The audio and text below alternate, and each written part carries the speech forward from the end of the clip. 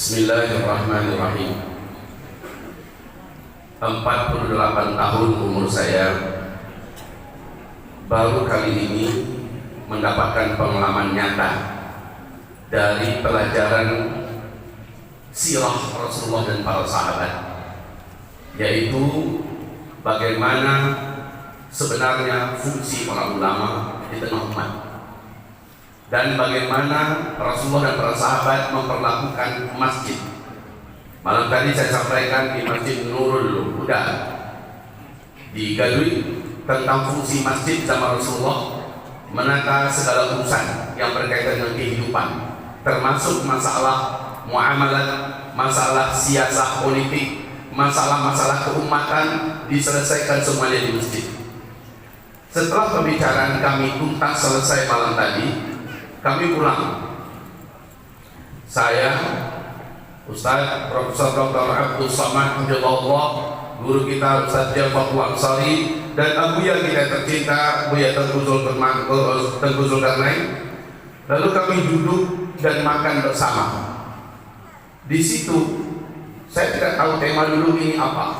Ternyata Ustaz Jel selaku Ketua GNPF Sumatera Barat bercerita bahwa sudah saatnya ulama meniru para sahabat. Mereka bergerak penting memperhatikan nasib umat.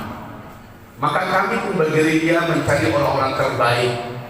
Kami pun bergerak mencari orang-orang tersoleh yang memiliki kapasitas dan kemampuan.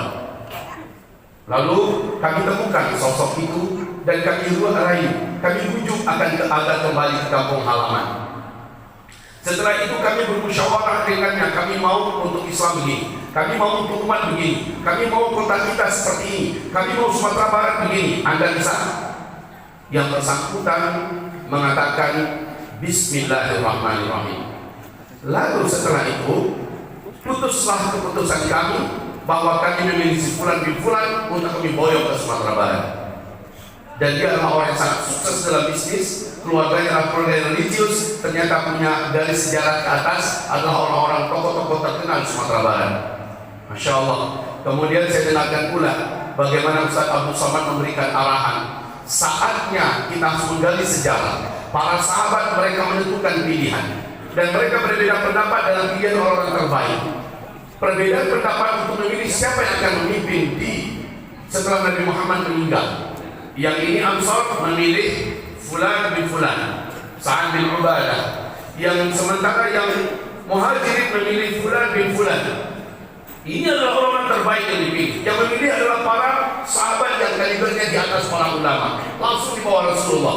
Perbedaan pendapat tidak menjadikan mereka berpecah belah, tetapi akhirnya bulat perkataan yang memimpin adalah Quraisy, sementara Ansar menjadi muzaraknya. Selesai, final. Maka dengan ini kesimpulan kita adalah para ulama itu seluruhnya, para sahabat itu seluruhnya adalah ulama, dan ulama menentukan siapa yang akan memimpin umat. Dan kaum muslimin, kepemimpinan semuanya urusan itu diselesaikan di dalam masjid.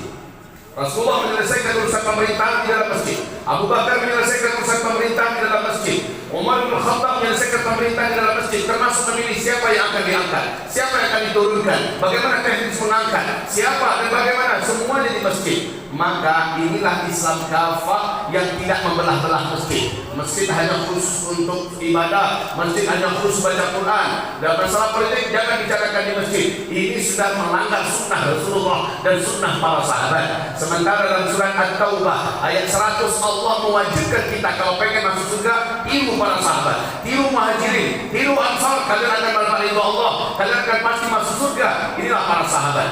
Kaum muslimin hamba-hamba Allah, dalam perbincangan kami malam tadi, akhirnya saya bertanya kepada Fulan yang dipilih oleh GNPF untuk Sumatera Barat, dan Ustaz Tengku Buya Tengku Zulkarnain merekomendasikan bahwa saya mendengarkan visi misinya, saya melihat figurnya, kami mempelajari orangnya, maka inilah pilihan kami. Allahu Akbar. Yang kami terkejut dan tercengang adalah setelah itu datanglah melamar kepadanya partai yang terkenal pemimpin Islam, PKS. Kemudian melamar beliau.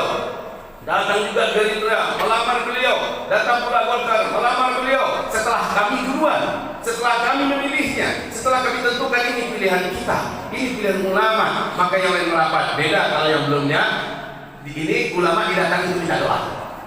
Ulama didatangi untuk minta persetujuan, minta doa. Kalau ini tidak, ulama dulu yang mencari, ulama dulu yang menentukan, kamu mau perjanjiannya begini. Maka setelah itu saya katakan, fulan, saya ingin simak langsung. Saya tidak ingin salah dalam melangkah. Sebutkan visi misi Anda. Sebutkan apa untungnya buat Islam, buat kaum muslimin, apa untungnya buat kota Bukit Tinggi kalau Anda yang kami usung, kalau Anda yang kami angkat. Maka beliau menyampaikan luar biasa. Saya katakan, saya mau hitam di atas putih. Saya mau jelasin agar umat tahu bahwa mereka benar-benar memilih yang benar. Maka apa kata Tuan Gusur? Karena demi Allah saya bersaksi, saya yakin, kata beliau, semua yang dicalonkan untuk Bukit Tinggi, baik calon wali kotanya, wakil wali kotanya, orang-orang baik, orang-orang soleh. Tapi tugas kita persis kayak para sahabat, memilih yang lebih baik, memilih yang lebih banyak punya andil dan peran ke depan untuk perbaikan yang lebih adil, perbaikan yang lebih bijaksana, perbaikan yang lebih memakmurkan, dan keuntungan besar bagi Islam dan kaum muslimin. Maka hamba-hamba Allah yang kami muliakan, agar saya ke depan tidak disalahkan. Kenapa Ustaz Zulkifli mulai menunjuk-nunjuk orang, mulai mengangkat-ngangkat, memilih-milih dan mengajak orang? Maka bagi saya ini tugas para ulama, ini tugas para tokoh, para duat, para asatidzah. Ibarat Allah yang kami muliakan, sosok yang ditunjuk, sosok yang dipilih oleh GNPF Sumbar untuk Kota Bukit Tinggi, dan saya dengarkan langsung visi misinya. Saya minta hitam di atas putihnya, beliau bersedia. Saya dengarkan langsung program-programnya. Saya katakan, bila ini benar-benar dijalankan, tidak ada umat beriman yang berakal yang tidak akan menyetujui. Allahu Akbar. Lalu Ustaz Abdul Somad bilang, saya beri syarat 12 syarat dibacakannya. Bila ini dipenuhi dan ternyata yang bersangkutan mengatakan sami'na wa ata'na, sami'na wa ata'na, maka kaum muslimin yang kami muliakan di masjid, tempat beribadah, ibadah yang tertinggi itu di dalam Al-Quran adalah mengelola umat dengan pemerintahan. Ini ibadah yang tertinggi. Maka di sini ditunjuk siapa yang memimpin, di sini ditunjuk siapa yang akan mengurus umat, dan di sini dipilih, dan di sini pula diputuskan siapa yang tidak berhak lagi untuk memimpin umat. Maka masjid adalah multifungsi. Beda dengan orang sekuler yang mengatakan jangan bawa-bawa politik ke dalam masjid, politik itu kotor, masjid ini adalah suci dan bersih. Begitu juga bahasa ulama adalah manusia-manusia bersih, manusia-manusia suci. Jangan bicara politik, itu mengotori ulama, merusak ulama. Sebenarnya yang bicara itu adalah Dajjal. Dajjal. Ulama harus jelaskan kepada umat bahwa umat jangan tinggalkan panggung politik. Karena kalau bukan orang-orang soleh, orang-orang baik yang memimpin, maka umat akan dipimpin oleh orang-orang yang tidak baik, yang akan merusak agama, yang akan merusak moral bangsa, yang akan merusak negara, yang akan dijual dan menggadaikan segala-galanya. Jadi ulama harus bicara, ulama harus memilih, ulama harus menentukan. Baik saudara-saudaraku yang seiman, acara ini mampu dihasilkan dan digelar, ini adalah dalam rangka mencerdaskan umat. Dan saya ambil kesempatan, minta maaf Bu kita yang tercinta, saya ambil kesempatan, saya bisikkan sama protokol, jadi bisa bicara, saya mau sampaikan hal ini. Maka saya katakan bismillah, kalau begitu saya tidak perlu istikharah. Saya tidak perlu istikharah. Insyaallah Ta'ala, mudah-mudahan umat yang berakal dan cerdas ikut mendukung dukungan para ulama kita. Berdiri saudaraku, berdiri saudaraku. Ini adalah Haji Herman. Ya, semoga Allah memuliakan beliau, memberkahi beliau. Amin. Duduklah kembali saudaraku. Beliau adalah alumni 212. Beliau aktif dalam gerakan dakwah, kebangkitan, dan masalah kebaikan umat dan kemuliaan umat. Wahai saudaraku, apa pentingnya bagi Usma?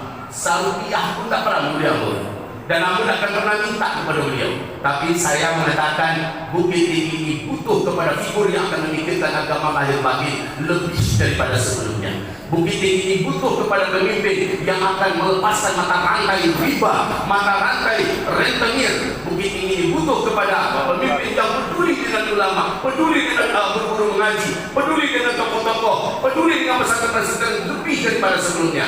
Bukit ini butuh kepada pemimpin yang ke depan akan menjadikan Bukit Tinggi sebagai kota wisata religi yang harum di seluruh dunia.